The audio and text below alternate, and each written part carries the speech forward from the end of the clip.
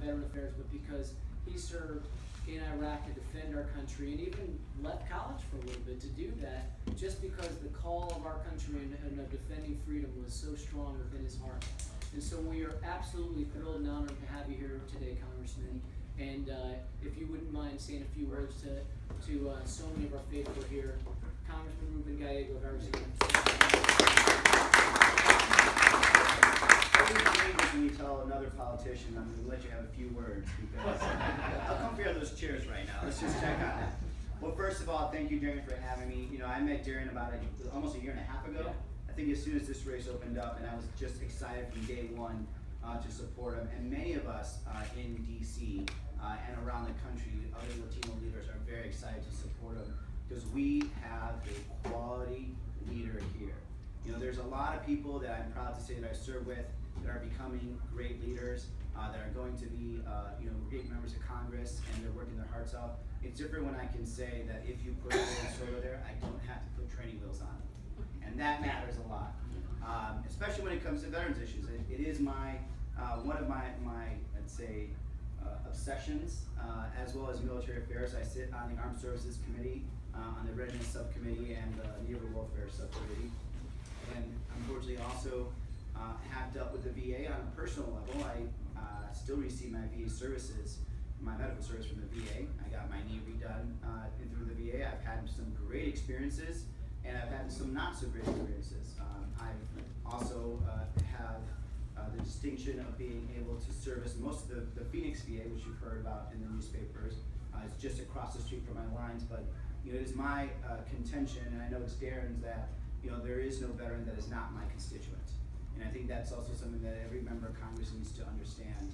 If there's a veteran of any war or of any service that reaches out to me, no matter what state, I provide service to them. And Darren has the same spirit to it.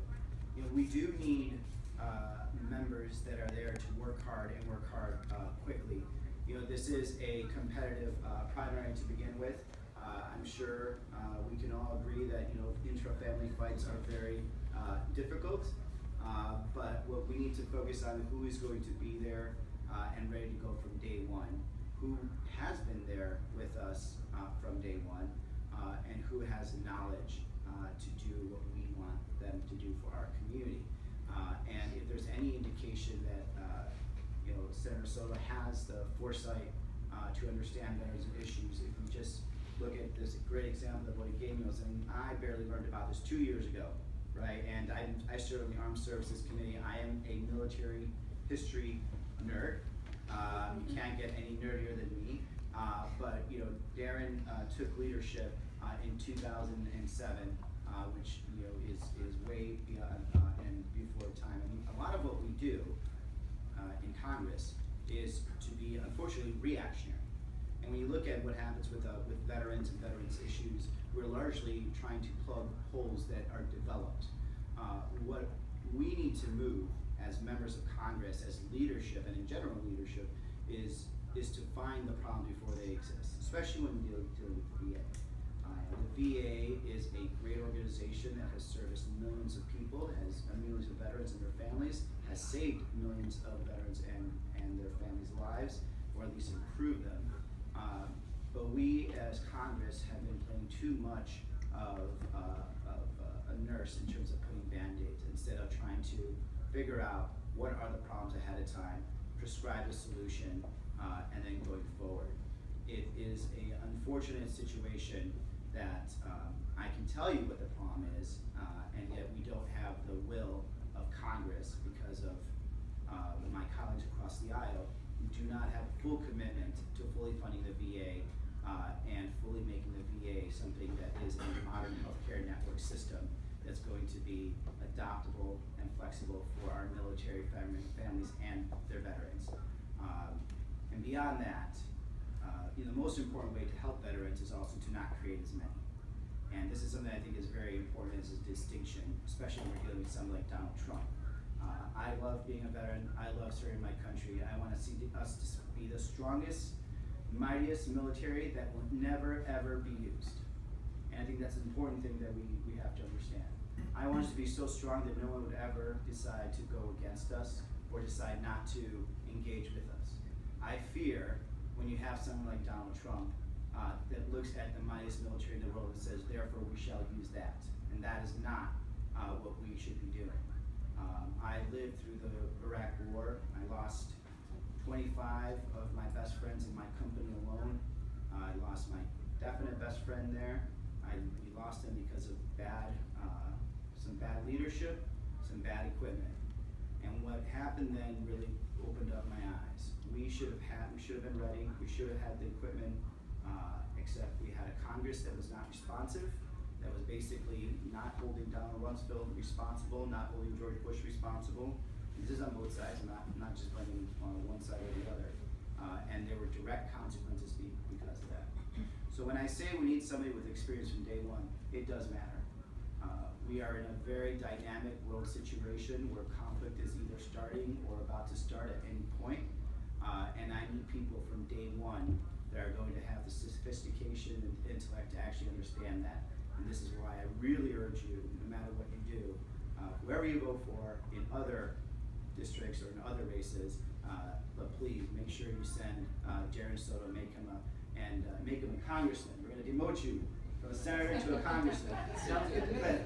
But if you could do that for me, I would greatly appreciate that. Do you want to take any questions or anything? Yeah. You're in charge here. So what the format will be, and I did want to recognize we have our county commissioner here, Mike Harper. Hey, Mark. You want to raise here? Really? That never happens. It's fine. You're still outnumbered by me anyway.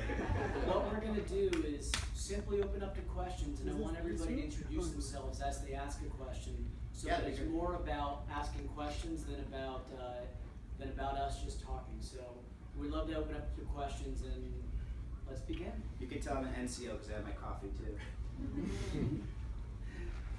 I'll break the ice. Yeah, yes. Please stand when you speak so everybody can hear you. American veterans want a seamless healthcare system. Yeah. I've been fighting for that for a long time. Absolutely. Because you have the Defense Department here, so you know what the problem is. Right. You have the VA here. You have Social Security that deals with some of our older veterans. You have Medicare that deals. And then they'll have their budgets. And then when an American veteran needs help, they might be far away from a VA hospital. Right. They might not qualify for this, for that. And they're left with nothing.